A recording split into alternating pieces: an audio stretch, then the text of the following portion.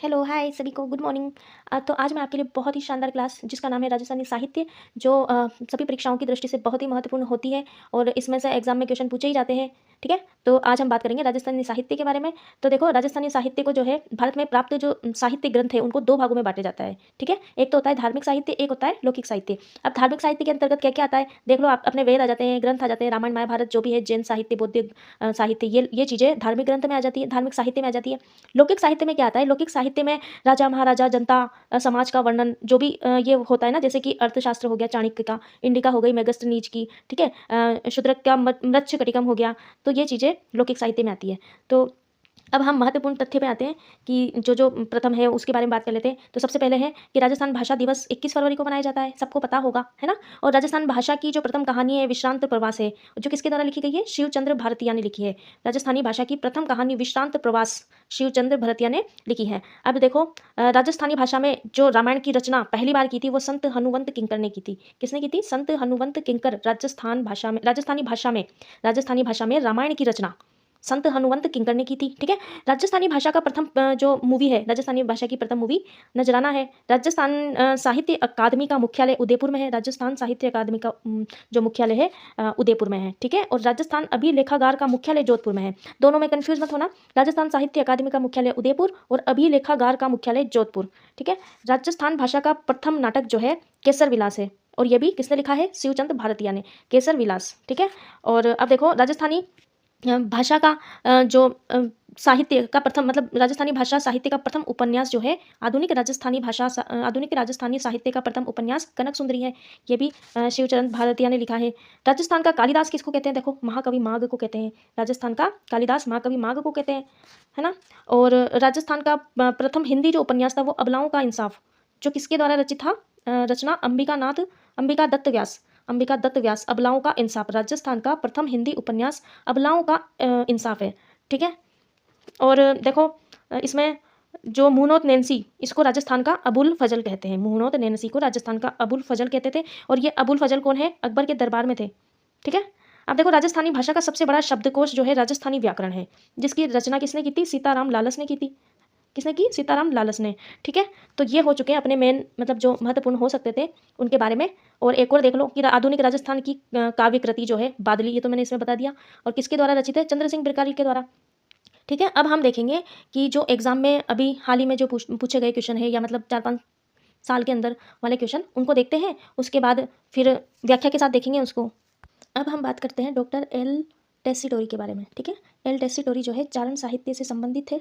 ठीक है, अब इनको जो राजस्थानी साहित्य के में इनका जो नाम है वो अग्रणी है, टेसीटोरी का। ठीक है, चारण साहित्य पर शोध करने के लिए भारत सरकार ने इनको भारत बुलाया था।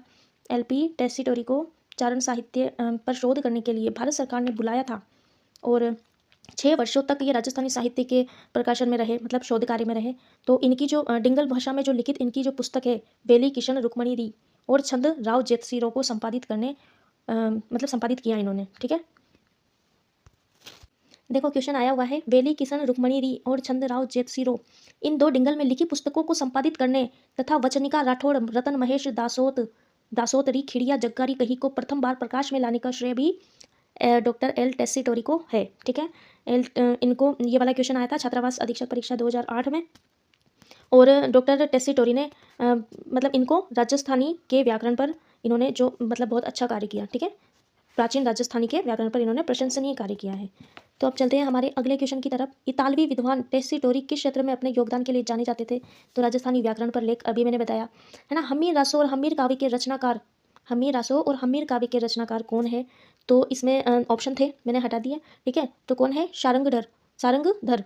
हमीर रासो जो है संस्कृत भाषा में लिखी गई है, यह संस्कृत भाषा में लिखी गई है। ठीक है, और इसमें रणथंभौर के राजा हमीर और मुस्लिम शासक अलाउद्दीन खिलजी के बीच जो युद्ध हुआ था उसका ओजस्वी वर्णन है। अब देखो, हमीर से रिलेटेड इसमें हम कंफ्यूज हो जाते हैं। तो देखो, हमीर रासो है ना, 14वीं सदी में लिखा गया था सारंगधर ने। ठीक है, फिर हमीर मठ चंद्रशेखर ने लिखा। हमीर मठ किसने लिखा? चंद्रशेखर ने। हमीर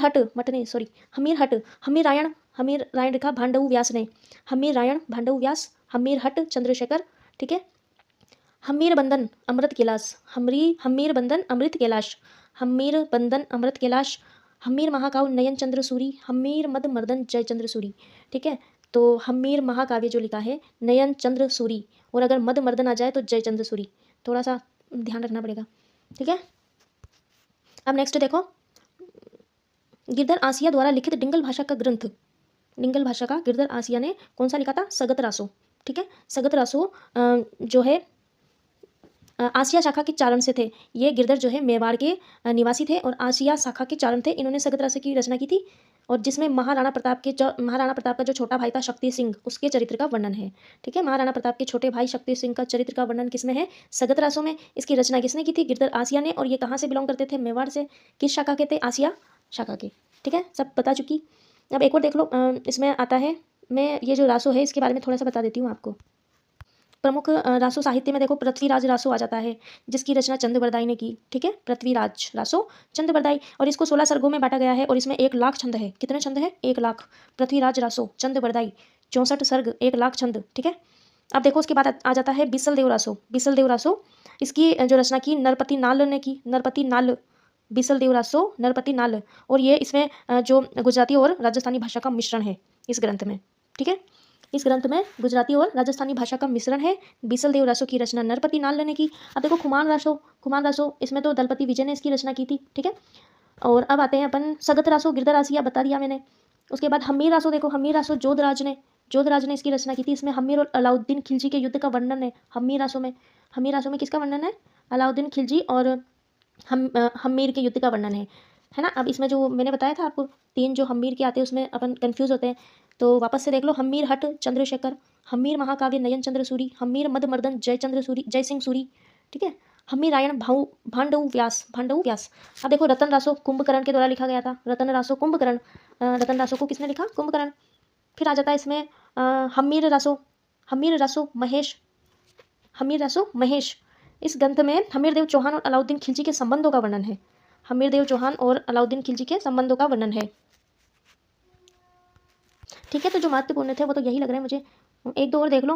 राण रासो दयाल दास, हमीर रासो तो बता ही दिया महेश, है ना। शत्रुसाल रासो डूंगरसी, इसमें बूंदी का इतिहास है ना। बूंदी शासक शत्रुसाल के वैभव का युद्ध और उसके अभियान जो भी थे उनका वर्णन है। शत्रुसाल रासो डूंगरसी और बूंदी का इतिहास है। ठीक है, अब देखो छत्रपति रासो काशी छंगानी ने इसकी रचना की। इसमें बीकानेर का इतिहास है। छत्रपति रासो में किसका इतिहास है? बीकानेर का। छत्रपति रासो बीकानेर का इतिहास है और इसकी रचना की काशी छंगानी ने। ठीक है, अब देखो सुजान सिंह रो रासो जोगी दास, इसमें बीकानेर शासक सुजान सिंह द्वारा जो आक्रमण भाटियों पर किया गया था उसकी जानकारी मिलती है। सुजान सिंह रासो, ठीक है, बीकानेर में जो सुजान सिंह द्वारा भाटियों पर जो आक्रमण किया गया था उसकी जानकारी मिलती है ना। अब इसके बाद एक और देख लो, जवान रासो इसकी रचना की सीताराम रत्नू ने। जवान रासो की रचना सीताराम रत्नू। ठीक है, सीताराम रत्नू, जवान रासो। तो इतना ही है रासो में तो। ठीक है, अब नेक्स्ट देखो, ये देखो क्वेश्चन आए हुए क्वेश्चन बताती जा रही हूँ, इसके साथ आपको एक्स्ट्रा कुछ थ्योरी भी बता रही हूँ मैं। खुमान रासो के रचनाकार दलपत। ठीक है, खुमान रासो के रचनाकार कौन है? दलपत विजय। ठीक है ना। अब ये आया हुआ क्वेश्चन है, कनिष्ठ वैज्ञानिक सहायक 2019 में आया है। अब देखो इसमें क्या वर्णन है। इसमें मेवाड़ के बप्पा रावल से राज सिंह तक का वर्णन है। मेवाड़ के बप्पा रावल से राज सिंह तक का वर्णन है। और इस ग्रंथ में हल्दी घाटी के युद्ध के समय महाराणा प्रताप और उसका जो भाई था शक्ति सिंह, उसका मिलन का वर्णन है। ठीक है, मिलन का वर्णन है। महाराणा प्रताप और उसके भाई शक्ति सिंह के मिलन का वर्णन है। और यह जो ग्रंथ है ये किस भाषा शैली में लिखा गया है? तो पिंगल भाषा में खुमान रासो की रचना की गई है। और किसने की है? दलपत विजय ने। और आप देख लेना और जो बचा है, वैसे सब कुछ बता दिया मैंने खुमान रासो के बारे में। ठीक है, अब देखो इसका ही सेम मिलता जुलता कायम खां रासो। ठीक है, कायम खां रासो की रचिता कौन है? जान कवि। ये भी हाईकोर्ट 2016 में आया हुआ प्रश्न है। मैं आपको जो भी क्वेश्चन बोलूँगी ना वो सब आए हुए हैं, चाहे मैं लिखूँ या नहीं लिखूँ, लेकिन सब आए हुए क्वेश्चन है। ठीक है, अब देखो इसके बाद जो नेक्स्ट आता है कायम खां रासो, इसका रचिता बता दिया जान कवि नियामत खां। ठीक है, अब देखो वह रासो क्वेश्चन था, कायम खां रासो में चौहानों को वस्त गोत्री बताया गया है। ठीक है, वस्त्र गोत्री बताया गया है। अब देखो 7वें नंबर का क्वेश्चन, वह रासो साहित्य जिसमें अलवर की स्थापना का वर्णन है। वह रासो साहित्य जिसमें अलवर की स्थापना का वर्णन है, तो वह कौन सा है? अलवर की स्थापना का वर्णन प्रताप रासो में, अभी बताया था मैंने, प्रताप रासो। ठीक है, अलवर शासक राव राजा प्रताप सिंह का इतिहास है इसमें। अलवर वह कौन सा साहित्य है जिसमें अलवर के स्थापना का वर्णन है? तो वो हो गया आपका प्रताप रासो। ठीक है, प्रताप रासो में अलवर शासक राजा प्रताप सिंह का इतिहास का वर्णन है। और ये किसके द्वारा रचित है? जाचक जीवन 1780 से 90। ठीक है, जाचिक जीवन द्वारा रचित 1780 से 90 के बीच। अब देखो अगला मानचरित रासो। मानचरित रासो क्या है, ये इसके बारे में क्या क्वेश्चन पूछा गया था। मानचरित रासो के रचयिता कौन है, तो कवि नरोत्तम। ठीक है, मानचरित रासो नरोत्तम, मान नरोत्तम, मान नरोत्तम। ठीक है, इसमें आमेर के राजा मानसिंह और हल्दी घाटी युद्ध का वर्णन है। ठीक है, राजा मानसिंह और हल्दी घाटी युद्ध का वर्णन है, किसमें है, मानचरित रासो में, जिसकी रचना किसने की, कवि नरोत्तम ने। मानचरित रासो की रचना कवि नरोत्तम ने की और इसमें राजा मानसिंह व हल्दी घाटी युद्ध का वर्णन है। इसके बाद आता है विजयपाल रासो, है ना। विजयपाल रासो नरपति नल्ल सिंह। विजयपाल रासो को किसने लिखा है, तो नल्ल सिंह ने। ठीक है, विजयपाल रासो के रचयिता कौन है, नल्ल सिंह। ध्यान रखना, विजयपाल रासो नल्ल सिंह, जिसमें मतलब ऐसे भी पूछ सकते हैं। ठीक है, तो हो गया हमारा मानचरित रासो, जिसमें राजा मानसिंह व हल्दी घाटी के युद्ध का वर्णन है। विजयपाल रासो भी हो गया, नल्ल सिंह करौली के इतिहास का वर्णन है। ठीक है, अब देखो जो पूछा गया क्वेश्चन है ख्यात के बारे में है। ये राजस्थानी साहित्य में रियासतों के शासकों ने अपने पराक्रम, विजय और अन्य महत्वपूर्ण कार्यों के इतिहास का लेखा जोखा अपने साहित्यकारों से लिखवा कर संजोया है। इन लेखा जोखों का वर्णन क्या कहा जाता है। ठीक है, तो ये कहा जाता है ख्यात। ठीक है ना। अब ख्यात ख्यात क्या होती है, वंशावली व प्रशस्ति लेखन का विस्तृत रूप होता है ख्यात। ठीक है, अब देखो जो ख्यात की परंपरा थी ना, वो अकबर के शासन काल से जो प्रारंभ हुई थी 1556 से 1605 के बीच में। ठीक है, अब हम चलते हैं, राजस्थान के प्रसिद्ध लेखक दयाल दास को संरक्षण देने वाले शासक का नाम क्या था, तो दयाल दास को संरक्षण देने वाले शासक का नाम था रतन सिंह। कौन था, प्रसिद्ध लेखक दयाल दास को संरक्षण देने वाले शासक का नाम कौन था, रतन सिंह। ठीक है, रतन सिंह। अब देखो रतन सिंह जो था बीकानेर के महाराजा, दयाल दास जो था बीकानेर के महाराजा रतन सिंह का क्या था, विश्वास पात्र दरबारी था। ठीक है, कौन था, विश्वास पात्र दरबारी, दयाल दास रतन सिंह का विश्वास पात्र दरबारी था।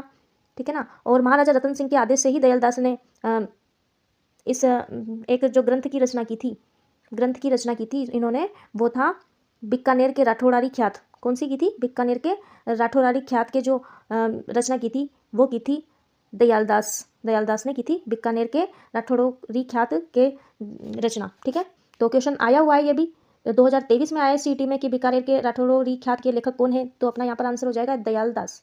ठीक है, अब देखो दयाल दास जो थे, इनके द्वारा इस ख्यात से बीकानेर के इतिहास की क्या मिलती है, जानकारी। जो बीकानेर के राठौड़ी ख्यात है तो बीकानेर की जानकारी मिलेगी। ठीक है ना, तो ये हो गया हमारा 9 नंबर का क्वेश्चन। और बीकानेर के इतिहास लेखन में दयाल ख्यात अति लाभदायक है, मतलब ये ऐसे लिख दिया मैंने, शायद आया हुआ है JEN जैन परीक्षा में आया हुआ है ये भी।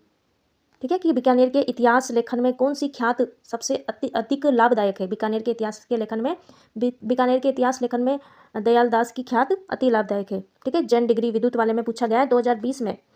अब देखो हमारा नेक्स्ट क्वेश्चन, आयो अंग्रेज रे मुल्क रे ऊपर, इस गीत के जो रचयिता है वो कौन है, बांकीदास। ठीक है, बांकीदास कौन थे, बांकीदास थे जोधपुर राजा मानसिंह के दरबारी कवि। बांकीदास कौन थे, जोधपुर राजा मानसिंह जो थे उनके दरबारी कवि थे, और इन्होंने कुल 27 ग्रंथ की रचना की थी। कितने ग्रंथ की, बांकीदास ने 27 ग्रंथों की रचना की थी, बहुत ज़्यादा है ना। अब इसमें देखो कुछ ग्रंथ एक दो जिसमें बांकीदास ख्यात हो गया है ना, सूर छत्तीसी हो गया, बांकीदास ग्रंथावली, है ना, इतना ही ठीक है। और उसके बाद मुलक रे ऊपर, आयो अंग्रेज, ये तो अपना क्वेश्चन पूछा हुआ है, आयो अंग्रेज मुलक रे ऊपर, तो ये इतने ग्रंथ है प्रसिद्ध जो हुए। चुगलमुख चपेटिका, ये भी इनका प्रसिद्ध ग्रंथ है, चुगलमुख चपेटिका। ठीक है ना, तो आप तो जो बोला है 2-4 ग्रंथ वो याद रख लेना, और इतना याद रखना कि इन्होंने कुल 36 ग्रंथों की रचना की है। ठीक है, और बांकीदास जोधपुर राजा मानसिंह के दरबारी कवि थे। तो अब देखो नेक्स्ट क्वेश्चन, इसमें एक और जो मैंने व्याख्या में लिखा है, छोटी छोटी 2000 बातें लिखी गई है, और जयपुर और जोधपुर स्थापना के बारे में जानकारी मिलती है। ठीक है, बाकी आयो अंग्रेज रे मुलक रे ऊपर, आयो अंग्रेज मुलक रे ऊपर। अब देखो नेक्स्ट क्वेश्चन देखो, ख्यात के संबंध में जो मैंने अभी बता चुकी हूँ मैं आपको कि ये एक क्वेश्चन आया था, इसमें जो गलत हो जाएगा, कौन सा सही नहीं है पूछा गया था, तो ख्यात को भाट लोग संभालते थे, ये वाला देखना। ठीक है, और ये बता दिया था मैंने कि इसका लेखन मुगल बादशाह के शासनकाल से हुआ था। अब देखो नेक्स्ट, हाँ ये बहुत अच्छा क्वेश्चन है, और ये सारे क्वेश्चन मैंने टेलीग्राम पे बना रखे हैं। इला न देनी अपनी हालरिया हुलराय, पुत सिखावे पालने, इसके आगे आपको पता है, कमेंट करना या फिर मेरे को बताना पड़ेगा। इसको याद कर लेना, अच्छा क्वेश्चन है। इला न देनी अपनी हालरिया हुलराय, पुत सिखावे पालने, मरण बढ़ाए माए। ठीक है, उपयुक्त पंक्तियाँ जो है किस ग्रंथ से ली गई है, और ऐसे मैंने बहुत सारे क्वेश्चन बना रखे हैं जिसमें गीत के बोल आते हैं आगे। ठीक है, और आजकल ऐसे ही पूछते हैं, पहले गीत के बोल दे देंगे और उसके बाद पूछेंगे कौन से ग्रंथ से ली गई है या इस ग्रंथ के रचयिता। तो इस ग्रंथ के हमें जो क्वेश्चन पूछा गया है CT 2023 में, तो यह किस ग्रंथ से ली गई है? तो किस ग्रंथ से? वीर सतसई से ली गई है। वीर सतसई की जो गीत के जो बोल है, वीर सतसई इलाना देनी आपनी हालरिया हुलराय, ठीक है, याद रखना। अब देखो इसके जैसे ही मिलता जुलता एक और है, कंत धरे किम आविया तेहान रोघण, कंत धरे किम आविया तेहान रोघण त्रास, लहंगे मुझ लुकीजिए बेरी रोनक विसास, कंत धरे किम आविया तेहा रोघण त्रास, इसके रचयिता सूर्यमल मिश्रण। अब देखो सूर्यमल मिश्रण के बारे में जो वंश भास्कर है, वंश भास्कर सूर्यमल मिश्रण द्वारा जो ग्रंथ है वंश भास्कर, उस वो 8 खंडों का महाकाव्य है। कितने खंडों का? वंश भास्कर 8 खंडों का। इसमें 2500 पृष्ठ है और इसमें 5 से 6 भाषाओं का प्रयोग हुआ है। वंश भास्कर में 5 से 6 भाषाओं का प्रयोग हुआ है। सबसे पहले वंश भास्कर, सूर्यमल मिश्रण, ध्यान रखना। फिर इसका जो अगर काव्य पूछे तो पिंगल काव्य, पिंगल काव्य, और बूंदी राज्य का विस्तृत और ऐतिहासिक बूंदी राज्य का विस्तृत और ऐतिहासिक वर्णन है, ठीक है। 8 खंडों का महाकाव्य है वंश भास्कर, 2500 पृष्ठ है वंश भास्कर में, 5 से 6 भाषाओं को प्रयोग किया गया है वंश भास्कर में, ठीक है। अब वंश भास्कर के रचयिता तो सूर्यमल मिश्रण है, लेकिन वो इन्होंने अधूरा किया था। उसके बाद इसको पूरा किसने किया था? इनके पुत्र जो थे मुरारी दान ने वंश भास्कर को पूरा कर रहा था, दत्तक पुत्र मुरारी दान ने किया था, ठीक है। अब देखो अगला क्वेश्चन है हमारा, नहीं जानते कि इतना बड़ा मुद्रित ग्रंथ भारत ही क्या जगत की किसी भाषा में है या नहीं। उपरोक्त जो ग्रंथ है ये भी वंश भास्कर के बारे में कहा गया है और ये क्वेश्चन 2016 में पूछा गया है। नहीं जानते कि इतना बड़ा मुद्रित ग्रंथ भारत ही क्या जगत की किसी भाषा में है या नहीं, ठीक है। तो ये बहुत बड़ा ग्रंथ था, देख लो 2500 पृष्ठ इसमें, 5 से 6 भाषा है, 8 खंड का महाकाव्य है ये, तो फेमस तो है ही, ठीक है। अब देखो अगला क्वेश्चन देखो, नेह तरंग नामक रीति ग्रंथ, नेह तरंग नामक रीति ग्रंथ के रचयिता कौन है? राव बुद्ध सिंह, और इसकी भाषा कौन सी है? ब्रज भाषा। नेह तरंग राव बुद्ध भाषा ब्रज, ठीक है, ठीक है। तो यह इसकी जो भाषा है ब्रज भाषा है, ध्यान रखना, रीति ग्रंथ है ये। अब नेक्स्ट देखो, भारतीय प्राचीन लिपि माला के लेखक, भारतीय प्राचीन लिपि माला के लेखक का नाम क्या है? तो वो है गौरी शंकर हीराचंद ओझा। भारतीय प्राचीन लिपि माला के लेखक गौरी शंकर हीराचंद ओझा, सीटी 2023 में आया हुआ है। नेक्स्ट देखो, मलिक मोहम्मद जायसी का महाकाव्य जो है पद्मावत, कौन सा है? पद्मावत, और इसकी रचना कब की गई थी? 1540 ईस्वी के आसपास, ठीक है। कौन सा है? मलिक मोहम्मद जायसी का महाकाव्य पद्मावत, ठीक है, और इसकी रचना की गई थी 1540 के आसपास। तो ये क्वेश्चन भी पूछा हुआ है आपका जेल प्रहरी में, ठीक है। अब नेक्स्ट चलते हैं हम लोग, वीरम देव सो नगरारी बात, कानड़ देव और अलाउद्दीन खिलजी के आपसी संबंधों की जानकारी देता है। तो देखो वीरम देव सो नगरारी बात किसकी जानकारी देता है? ये क्वेश्चन पूछा गया था कि वीरम देव सो नगरारी बात किनके आपसी संबंधों की जानकारी देता है, ठीक है। तो क्वेश्चन था कि कौन सी रचना है जो कानड़ देव और अलाउद्दीन खिलजी के आपसी संबंधों की जानकारी देता है, सेकंड ग्रेड 2023 में। तो हमारा यहाँ पर सही आंसर हो जाएगा वीरम देव सो नगरारी बात, कानड़ देव और अलाउद्दीन खिलजी के आपसी संबंधों की जानकारी देता है, ठीक है। अब देखो वीर विनोद नामक ग्रंथ, वीर विनोद किसके द्वारा रचित है? श्यामल दास दतीवाड़िया के द्वारा, ठीक है। इसमें जयपुर राज्य का इतिहास है, यह भी पूछा गया है आपका। तो इसमें किसका इतिहास है? वीर विनोद ग्रंथ में उदयपुर राज्य का इतिहास है, ठीक है। मैंने यहाँ पर शायद जयपुर लिख दिया, हाँ, उदयपुर राज्य का इतिहास है, वीर विनोद श्यामल दास दतीवाड़िया। अब देखो ये 5 बड़ी जिल्दों में उपलब्ध है, ये जो ग्रंथ है 5 बड़ी जिल्दों में। अब ये जिल्द तो 5 अगर पूछ ले कितनी जिल्दों में है, तो 5 बड़ी जिल्दों में उपलब्ध है ना। अब इसका जो रचना की गई थी 1871 में की गई थी, ठीक है। वीर विनोद कवि राज श्यामल दास दतीवाड़िया पूरा नाम, रचना की गई 1871 में, है ना। और वीर विनोद ग्रंथ में उदयपुर राज्य का इतिहास है, ठीक है। तो क्वेश्चन ये था हमारा कि वीर विनोद ग्रंथ जो वीर विनोद है इसमें किस राज्य का इतिहास है? तो हमारा आंसर हो जाएगा उदयपुर, ठीक है। नेक्स्ट देखो क्वेश्चन देखो, 20वां, लोक कथाओं के संग्रह से उद्गृत बातारी फुलवारी के लेखक कौन है? ऐसा क्वेश्चन पूछा गया था। तो यह है विजयदान देथा, ठीक है। विजयदान देथा कौन थे? जोधपुर ग्रामीण, यानी कि जोधपुर से संबंधित है ना। और इनको बिज्जी नाम से ये लोकप्रिय होते राजस्थानी भाषा के साहित्यकार के रूप में। और इन्होंने राजस्थानी में 14 खंडों में इसको प्रकाशित किया था, किसको? बातारी फुलवारी को, ठीक है, 14 खंडों में। 10वें खंड जो इनका 10वां खंड था उसमें केंद्रीय साहित्य अकादमी पुरस्कार भी इनको मिला था, ठीक है। अब इनकी कविताएं तो इनके जो ये थे साहित्य, ये तो बहुत सारे होंगे, लेकिन यहाँ पर मैं सबके नाम नहीं बताऊंगी, लेकिन जो मेन था वो बता दूंगी। इन्हें 2002 में बिहारी पुरस्कार मिला था, ठीक है। विजयदान देथा को 2002 में बिहारी पुरस्कार मिला था। विजयदान देथा को 2011 में राव सिवा अवार्ड मिला था। और विजयदान देथा को 2007 में पद्मश्री भी मिला था, ठीक है ना। अब इनके जो उपन्यास मारो बादल, इसमें सामंती व्यवस्था की विकृतियों के बारे में बताया गया है, मारो बादल, ठीक है ना। इनकी जो कृतियां हैं, दुविधा, ये भी बहुत फेमस है, दुविधा, परिणीति, चरणदास चोर, पहेली 2005 में इस पर फिल्म बन चुकी है, पहेली, ठीक है। और 2012 में प्रथम राजस्थान रत्न से भी नवाजा गया था। ठीक है, 2012 में प्रथम राजस्थान रत्न से नवाजा गया था। और जो बिज्जी है कोमल कोठारी के साथ रूपायन संस्थान के सह संस्थापक भी रह चुके थे। ठीक है, तो अपन को क्या याद रखना है, विजयदान देथा। ठीक है, इनकी जो मतलब जो ये क्वेश्चन पूछा गया था बाताली फुलवारी। ठीक है, इनका जो संग्रह है वो है बाताली फुलवारी, विजयदान देथा। ठीक है ना, और बिज्जी नाम से ये प्रसिद्ध थे। विजयदान देथा में इन्होंने जो रचना की उसको कितने खंडों में थी, 14 खंडों में थी बाताली फुलवारी। ठीक है, ये इसको कहानियों का बगीचा भी कहते हैं। बाताली फुलवारी को क्या बोलते हैं, कहानियों का बगीचा। ठीक है, तो इतना ध्यान रखना। और 2002 में इनको पुरस्कार बिहारी, 2011 में राव सिंहा, 2007 में पद्मश्री और 2012 में प्रथम राजस्थान रत्न से इनको सम्मानित किया गया था। और इनकी जो वो थी पहली, उसमें 2005 पर फिल्म बन चुकी है। ठीक है, ये हो गया। अब देखो इनकी जो अन्य रचनाएं थी वो अलेखू, हिटलर, बापू के 3 हत्यारे, केचुली, रुख, अनोखा पेड़। ठीक है, इतना तो याद नहीं कर पाएंगे, लेकिन फिर भी एक बार रीडिंग कर लेना इसकी। नेक्स्ट क्वेश्चन देखो 21, विजयदान देथा की पुस्तक दुविधा पर पहली मूवी बनी थी, अभी बताया था मैंने। ठीक है, 2005 में पहली मूवी। ठीक है, पहली मूवी 2005। तो ये रचना किसकी थी, विजयदान देथा की। सुंदर विलास के रचयिता सुंदरदास, सुंदर विलास है ये तो समझ जाओगे आप, सुंदरदास। तो इनकी जो अलग रचनाएं और अदर, सर्वाग योग, सुंदर विलास, 12 अष्टक, सवैया, बावनी। ठीक है, ये इनकी अन्य रचनाएं हैं। तो सुंदरदास जी का संबंध कहाँ से है, दौसा से। ठीक है, सुंदरदास ने जो रचना की ग्रंथों की, सर्वाग योग, बावनी, 12 अष्टक, ज्ञान समृद्ध, सुंदर विलास और सवैया, इन चारों पांचों की इन्होंने रचना की है। अब देखो नेक्स्ट देखो, वीर मायन का रचनाकार बादर डाड़ी, असिस्टेंट 2016 में आया है। वीर मायन का रचनाकार बादर दाड़ी। ठीक है, नेक्स्ट देखो, संस्कृत सनातन रीत के लेखक, संस्कृत सनातन रीत के लेखक कौन है, भंवर सिंह सामोर। संस्कृत सनातन रीत के लेखक भंवर सिंह सामोर, ढीट भंवर सिंह सामोर। ठीक है, भंवर सिंह सामोर संस्कृत सनातन ढीट के लेखक भंवर सिंह सामोर।